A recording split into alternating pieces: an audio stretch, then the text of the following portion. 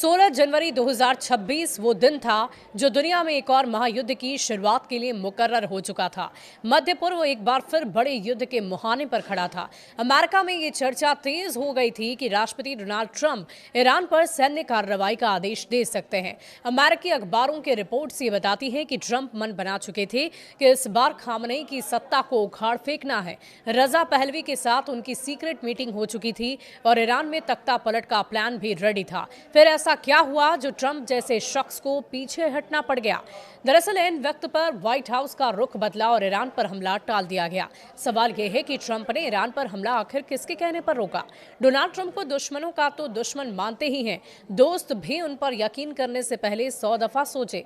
ऐसे में कौन था वो जिसकी बात ट्रंप टाल नहीं पाए? वैसे तो इसके पीछे अरब देशों की संगठित कूटनीति और क्षेत्रीय डर ने अहम भूमिका निभाई, लेकिन प्रेशर दोस्त के कहने पर भी पड़ा है। डोनाल्ड ट्रंप को सऊदी के क्राउन प्रिंस ने कॉल किया। वॉशिंगटन पोस्ट के रिपोर्ट्स के अनुसार सऊदी अरब के क्राउन प्रिंस मोहम्मद बिन सलमान ने खुद राष्ट्रपति ट्रंप को फोन कर संयम बरतने की अपील की। सऊदी नेतृत्व को आशंका थी कि अगर अमेरिका ने ईरान पर हमला कर दिया तो तेहरान की जवाबी कार्रवाई सीमित नहीं रहेगी, बल्कि वो पूरे खाड़ी क्षेत्र को अपनी चपेट में ले सकती है। सऊदी अधिकारियों का ये मानना था कि ईरान की प्रतिक्रिया अमेरिका के सैन्य ठिकान और खाड़ी देशों की सुरक्षा और खासकर एलएनजी मार्केट के लिए बड़ा खतरा बन सकती है। तेल और गैस आपूर्ति में जरा सी भी रुकावट पूरी दुनिया की अर्थव्यवस्था को हिला सकती है। सिर्फ सऊदी अरब ही नहीं बल्कि कतर, ओमान, मिस्र जैसे अहम अरब देशों ने भी अमेरिका को ईरान पर हमला न करने की सलाह दी। इन देशों का तर्क था कि ये क्षेत्र पहले ही अस्थिर है और किसी बड़े सैन्य टकराव से हालात बेकाबू हो सकते हैं। इन अरब देशों को डर था कि ईरान अगर कोने में धकेला गया तो वो सीधे अपने समर्थक गुटों के जरिए पूरे मध्य पूर्व में आग भड़का सकता है। अरब दबाव में ट्रंप ने यू टर्न ले लिया। कूटनीतिक हलकों में ये माना जा रहा है कि अरब देशों के सामूहिक लॉबिंग के पीछे ट्रंप के हटने पर उसे मजबूर कर दिया।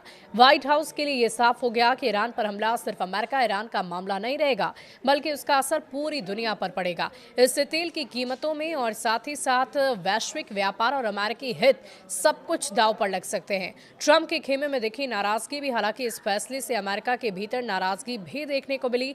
रिपब्लिकन सीनेटर लिंडस ग्राहम ने अरब देशों पर तीखा हमला बोला। उन्होंने कहा कि अगर मीडिया रिपोर्ट सही है और अरब देशों ने ईरान के पक्ष में हस्तक्षेप कर निर्णायक कार्रवाई रोका है तो वे अच्छे सहयोगी नहीं कहे जा सकते।